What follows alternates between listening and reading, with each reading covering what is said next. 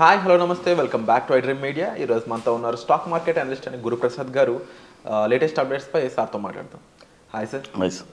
Sir Trump 2.0 so already ఎఫ్ఐకి సంబంధించో లేకపోతే మేక్ అమెరికా గ్రేట్ అగైన్ అని చెప్పేసి ఆ కంట్రీకి సంబంధించి హెవీగా ప్రమోషన్స్ ఆయన చేస్తున్నారు. ఆల్రెడీ చేయడానికి తగ్గట్టు H1B డెసిషన్స్ కూడా తీసుకున్నారనమాట. సో ఆ ఇంపాక్ట్ మన ఇండియన్ స్టాక్ మార్కెట్ మీద ఏ విధంగా ఉండబోతుందండి? ఇండియన్ స్టాక్ మార్కెట్కి ఏం పెద్ద ఎఫెక్ట్ ఏం లేదు, బట్ మన ఇండియన్స్కి కొద్దిగా ఎఫెక్ట్ ఉంది. ఓకే. అతను వేసే రూల్స్ అంటే ఒక విధంగా అతను వేసే రూల్ వచ్చి మంచి రూలే. ఏదైనా ఇప్పుడు మన దేశానికి ఎవరో ఒకరు ఇల్లీగల్గా వచ్చి ఇక్కడే పర్మనెంట్గా ఉంటే అది మంచిదేనా? మనం ఒప్పుకుంటాం? ఎవరు ఒప్పుకోరు. కాబట్టి అది ఆయన కొద్దిగా హైలైట్ చేసి ఇప్పుడు ఆయన కొద్దిగా స్ట్రిక్ట్గా యాక్షన్ తీసుకుంటున్నాడు. కాబట్టి ఇట్స్ ఎ గుడ్ డిసిషన్. కొన్ని పాజిటివ్ ఉంది, తర్వాత కొన్ని బర్త్ రైటు అది కూడా సిటిజన్షిప్ అది కొద్దిగా స్ట్రాంగ్ డిసిషన్ తీసుకున్నాడు సడన్గా. అది కొద్దిగా షాక్ అయ్యారు మన మన ఇండియన్స్. అంటే H1s మీద చాలామంది వెళ్తూ ఉంటారు అక్కడ జాబ్ పర్పస్ మీద. H1 మీద వాళ్ళ స్పౌజ్ని కూడా తీసుకెళ్తారు H4 అనే వీసా మీద. అలా వెళ్ళిన వాళ్ళు అక్కడ పిల్లలు కన్నప్పుడు ఆ డిపెండెన్సీ మీద ముందు వాళ్ళు వీసా సంపాదించుకుంటారు, ఇంకా స్పీడ్గా సిటిజన్షిప్ సంపాదించుకుంటారు, గ్రీన్ కార్డ్ మీద ఉన్న వాళ్ళైనా సరే. లేదు, అలా ఉన్నా కూడా అది వేరే విషయం. కొన్ని నేను ఏం వినపడ్డానంటే ఇక్కడ ఉండే టూరిస్టు సమ్టైమ్స్ కొన్ని ప్లానింగ్గానే కొంతమంది ఒక ప్రెగ్నెన్సీ ఒక థర్డ్ మంత్లో ఇక్కడ ఉంటారు. వాళ్ళు ఒక టూర్ లాగా అక్కడికి వెళ్ళి అప్పుడు కరెక్ట్గా 6 months అవుతుంది. అప్పుడు అక్కడ సో ఆ రకంగా ఆ ఒక్క పర్పస్ మీద వెళ్ళే వాళ్ళు ఉంటారంటారు. అలా చాలామంది ఉన్నారు. అది కూడా ఒక ఇది ఉంది. కాబట్టి చాలా అంటే ఇప్పుడు మైండ్ ఇల్లీగల్గా ఉండేవాళ్ళు ఏదైనా చేస్తారు అనేది. రియల్గా మన H1B వెళ్ళే వాళ్ళు అది తప్పదు, ఉద్యోగం చేస్తున్నారు, మరి స్పౌస్ లేకుండా మరి వాళ్ళు ఎలా తింటారు? మరి వాళ్ళకి సెటిల్ అవ్వాలి కదా, మ్యారేజ్ చేసుకొని వాళ్ళు. మరి వాళ్ళ స్పౌస్ ఇక్కడ వాళ్ళు యూఎస్లో ఉంటారు, వాళ్ళ మిస్సెస్ ఇక్కడ ఉంటే వాళ్ళకి చాలా టఫ్గా ఉంటుంది కదా. కాబట్టి అది ఇట్స్ క్వైట్ నార్మల్. బట్ ఆ ఇంపాక్ట్ అనేది అందరికీ ఎఫెక్ట్ అయింది కదా సార్. ఇప్పుడు ఒక్క తప్పు చేస్తే అందరికీ ఎఫెక్టే. కాబట్టి కొన్ని పాజిటివ్ ఉంది, కొన్ని నెగిటివ్ ఉంది సార్. ఏదైనా ఇల్లీగల్ ఇమిగ్రెంట్స్ చేసిన పని మాత్రం ఇట్స్ గుడ్ డెసిషన్.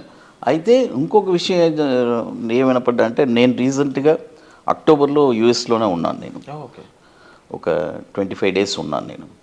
అప్పుడు నా స్నేహితులు, నేను వాషింగ్టన్కి వెళ్ళాను, అక్కడ కొంచెం స్నేహితులను కలిశాను. తర్వాత ఒక బిజినెస్ పని మీద కూడా అట్లాంటా కూడా వెళ్ళాను. వాళ్ళు చెప్పిన రీజన్ ఏంటంటే ట్రంప్ కానీ అప్పుడు ఎలక్షన్స్ జరగబోతుంది నెక్స్ట్. అప్పుడు వచ్చి ఏం చెప్పారంటే ట్రంప్ గారు వస్తే బిజినెస్ బాగుంటుంది. ఎందుకంటే అతను వచ్చి బేసిక్గా ఒక బిజినెస్ మ్యాన్, క్యాపిటలిస్టిక్ మైండ్తో ఉంటారండి, ప్రాఫిట్ లాస్. నేను న్యూయార్క్లో చూశాను, అతనికి పెద్ద హోటల్ ఉంది, పెద్ద 5-star హోటల్. అలాంటి హోటల్స్ చాలా ఉన్నాయి ఆయనకి. రియల్ ఎస్టేట్ టైకోన్ అని విన్నాను. అది ఇట్స్ మంచి బిజినెస్ మ్యాన్, బిజినెస్ మైండ్. కాబట్టి అతను వాళ్ళ అమెరికన్స్కి ఆదాయం బిజినెస్ పెంచుకోవాలనే చూస్తాడు కానీ తగ్గించుకోవాలని చూడరు. కాబట్టి అది ఇండియాకి కూడా మంచిదే. కాబట్టి జాబ్ ఆపర్చునిటీ ఇక్కడ నుంచి వెళ్ళే వాళ్ళకి అక్కడ మంచి జాబ్ ఆపర్చునిటీస్ ఇక మీద బాగుంటుంది. బట్ సార్ ఒక డౌట్ ఏంటి అంటే డాలర్ వాల్యూ పెరిగినప్పుడల్లా మన ఇండియన్ రూపీ ఏం జరుగుతుందో మీకు తెలుసు. ఆ టైంలో ఎఫ్ఐఎస్ సెల్లింగ్ కానీ ఇంకా పెరిగినట్లయితే అప్పుడు అలాంటి సిచ్యువేషన్స్ కూడా వచ్చే ఛాన్సెస్ ఉన్నాయి కదా. ఇలా అమెరికా స్ట్రాంగ్ అవ్వడం ఒక రకంగా డెఫినెట్గా డాలర్ వచ్చి 100 టచ్ అవుతుంది. విత్ ఇన్ స్పాన్ ఆఫ్ ఒక 1 yearలో చూడండి 1 year 1.5 yearలో ఒక డాలర్ 100 రూపాయలు అవుతుంది. 100% ఖచ్చితంగా టచ్ అవ్వబోతుంది. చాలా స్పీడ్గా టచ్ అవుతుంది. విత్ ఇన్ స్పాన్ ఆఫ్ ఒక 12 monthsలో కావాలంటే కూడా చూడండి. ఎందుకంటే ఎప్పుడు మార్కెట్లో ఒక ట్రేడింగ్ అనేది వచ్చేస్తే సార్, చూడండి ఇది కూడా గోల్డ్ కూడా చూడండి, ట్రేడింగు 2004లో, ఎందుకంటే ట్రేడింగ్ జరుగుతుంది, డాలర్ని బేస్ చేసి అందరూ ట్రేడింగ్ చేస్తున్నారు. ఒక వస్తువు ఎప్పుడు పబ్లిక్లో ట్రేడింగ్లో వచ్చినప్పుడు ఏమవుద్దంటే దానికి అబ్నార్మల్గా ఉంటుంది, పెరగడం కానీ తగ్గడం కానీ. కాబట్టి గోల్డ్ కూడా మన కమోడిటీస్ కూడా 2005లో ఎంసీఎక్స్లో లాంచ్ చేశారు. చూడండి 10 గ్రామ్స్ వచ్చి 5000 ఉన్నది 2005లో. నేను అప్పుడు మమ్మల్ని ఇన్వైట్ చేశారు, ఇది కమోడిటీ ట్రేడింగ్ లాంచ్ చేశాము, మేము ట్రేడింగ్ బాగా చేసేవాళ్ళం. గోల్డ్ ఈటీఎఫ్ అలాంటివి అంటున్నారా? లేదు, అప్పుడు గోల్డ్ ఈటీఎఫ్ అని రాలేదు, గోల్డ్ లాంచ్ చేశారు. Trading gold, crude oil, silver, ఒక్కొక్క ప్రోడక్ట్ లాంచ్ చేశారు ట్రేడింగ్కి. అప్పుడు ఆ ట్రేడింగ్ అనేది ఎప్పుడు లాంచ్ అయిందో అప్పటి నుంచి మార్కెట్ విపరీతంగా పెరగడం మొదలైంది. అందుకనే ఇప్పుడు ఈ డాలర్ వచ్చి ఇప్పుడు 100, ఎవరికి మన టెక్ ఎవరంతా సాఫ్ట్వేర్ లైన్లో ఉండేవాళ్ళు వాళ్ళకేం ప్రాబ్లం లేదు, వాళ్ళకి ఫండ్స్ ఫారిన్ నుంచి వస్తాయి కాబట్టి వేరే కొద్దిగా అనదర్ బిజినెస్ ఉంటుంది, ఫండ్స్ మనం ఇవ్వాలి అని ఇక్కడి నుంచి ఫారిన్ పంపించాలి అని అనుకుంటే వాళ్ళకి చాలా ఎఫెక్ట్ ఉంటుంది.